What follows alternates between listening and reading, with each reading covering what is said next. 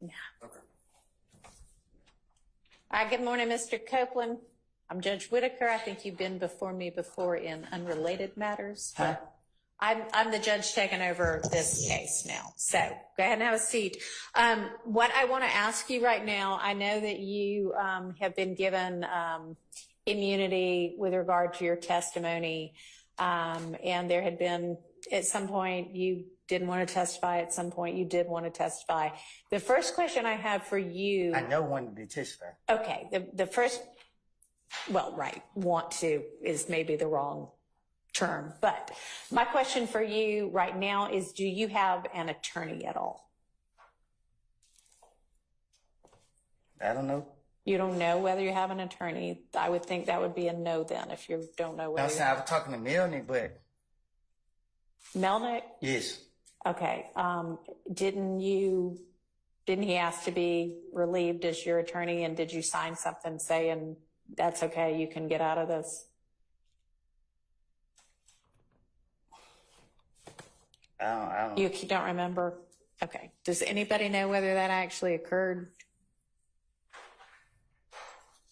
I don't believe it occurred. I believe that Miss Bumpus. I know she was stand-in. She was stand-in, and I believe something was said on the record to the effect that Miss Bumpus was relieved.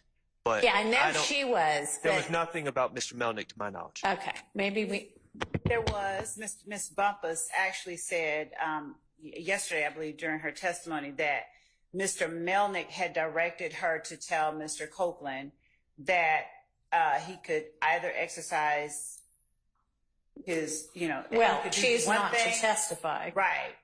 Or if he chose to testify, according to Miss Bumpus. Yeah, I remember she said, there's this paper I'm supposed to get him to sign. I'm trying to figure out whether it got signed. So I never got Mr. Melnick off my case. Okay, so he's still your attorney then? I guess. Okay, all right. Well, then that's the answer we've got for that. All right, so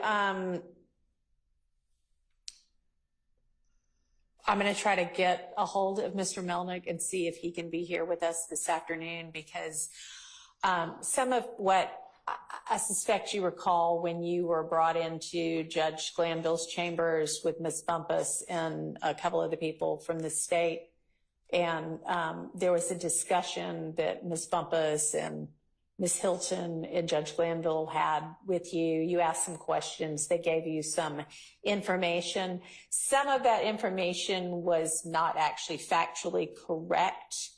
And I want to make sure that you have the opportunity understanding what it is that the immunity order means, understanding what the potential consequences are if you do testify or if you don't. We're basically going to kind of start over and So do if I that don't over. testify, Huh? So if I don't testify, how long you gonna hold me in jail? So, I mean, that's still an issue that you can be held in jail through the end of this trial. But I'd rather have Mr. Melnick here to advise you about the potential drawbacks and benefits of what, if there are any, This of any trial of right your. here?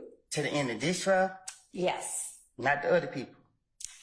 Not as far as I believe, but the state, what, did you want to do some further research on that? Yes, just to advise the court of. Okay, so I just wanted to know, first off, do you have an attorney? Because if you do have an attorney, then your attorney may have some information, advice, and research for me about that. So I want to make sure that I tell you the correct thing about that, okay? So we're going to take a lunch break in a little while, and why don't we plan to have you back here on standby at least. I don't know who was in communication, but we need to reach out to Mr. Melnick, see what his availability is. So just be on standby in case I need you here like at 2 or 3 this afternoon. 2 or 3? Yeah, because we're about to take a lunch break before too much longer. So you're okay to leave for the next couple of hours, but stay where whomever reached out from the state can reach you to let you know whether you need to be back here this afternoon or potentially tomorrow instead, okay? All right. All right, thank you.